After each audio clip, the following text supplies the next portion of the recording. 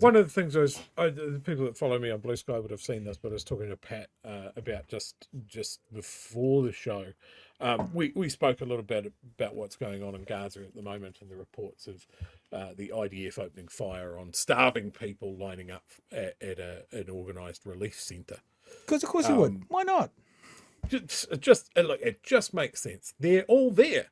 You don't have to go looking for them. They're all there. So you can use sniper fire, drone shots, heavy machine guns from the back of tanks. Sorry to interrupt you. I don't mean to interrupt you, but this is awful what I'm about to say. It reminds me of in America when they're trying to get rid of deer off a farm. They put out feeders, and at night time they drop feed on the ground, and the deer come in, and then the guys wipe them out. Sorry. Yep. But graphic. Yep, absolutely. It's just more efficient. And you know who else was really keen on efficiency when it came out to wiping out the entire people? I won't say the rest. But what I was talking about with Pat and on Blue Sky is, like, as someone that has watched a lot of footage on Ukraine and has devoured that subject as a keen follower of history and of military history, basically I follow Ukraine like a history book playing out live in front of me. Right, and that doesn't affect me in the same way that looking at these stories coming out of Gaza do. And I think that is because it is, however unfair the matchup and how illegal that invasion is, it is still a country that is capable of defending itself, fighting off a clear aggressor.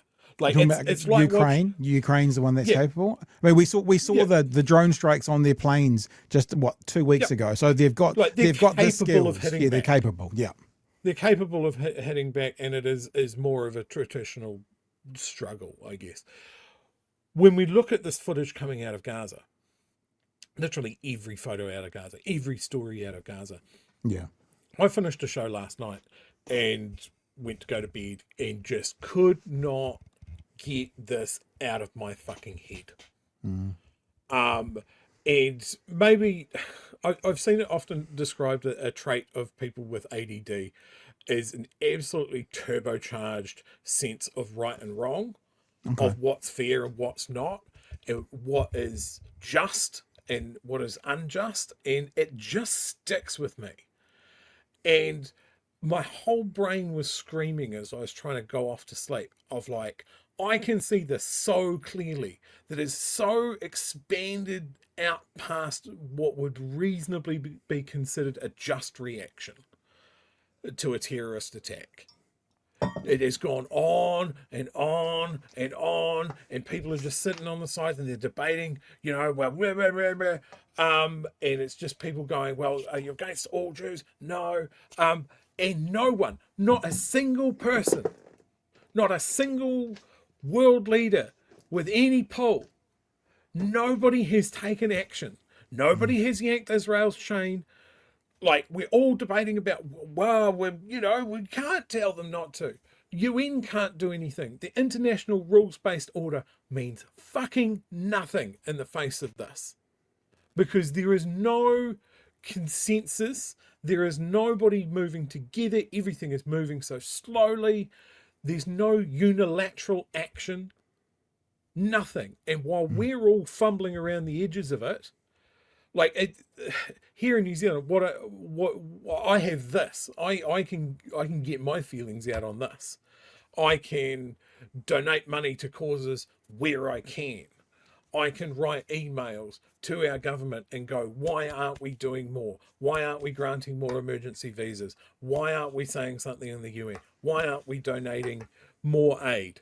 Why aren't we kicking the Israeli ambassador out and shuttering their embassy for fucking ever, as far as I'm concerned?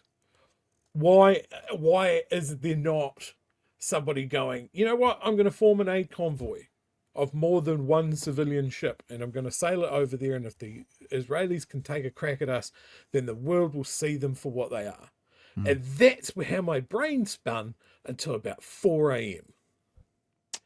And that's little old me on this side of the planet. What's it like to be closer? What's it like to be a Palestinian in somewhere else in the world that has to watch this? keep coming back to seeing, to remembering what a Palestinian said at a protest here in New Zealand, that they had generations of their family killed. Generations. I think it was something 32 members of their family had been killed in this. And that was a year and a half ago. Yeah. And we're still going, well, a guy at Glastonbury said bad things about the military force that is doing this. And you've got the New York Post. This was the video that I was going to put up.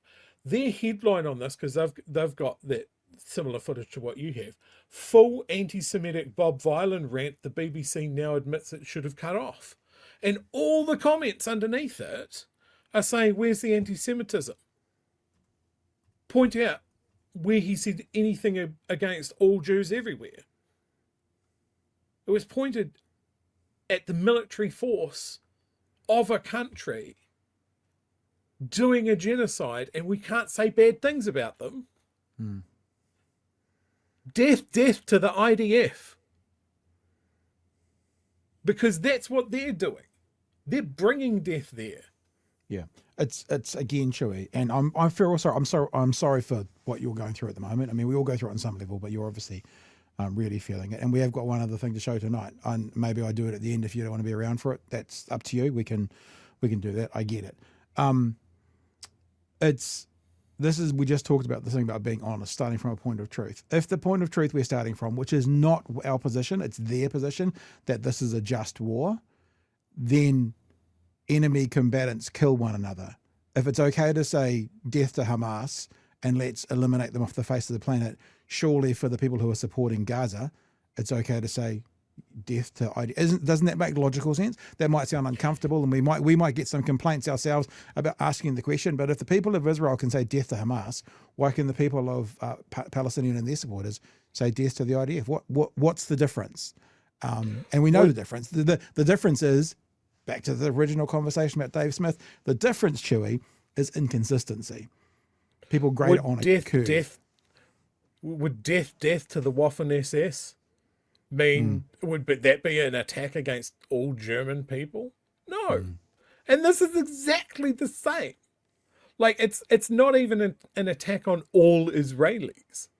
No, it's certainly not an attack on all Jewish people, like the New York Post wants people to believe. Like, it's just foolish. It's treating everyone like children. We're going to move on, but before we do, I think we just do this one more time. Free, free! Free, free! Free, free! Alright, but have you heard this one, though? Death to the IDF! Death to the IDF! Death to the IDF!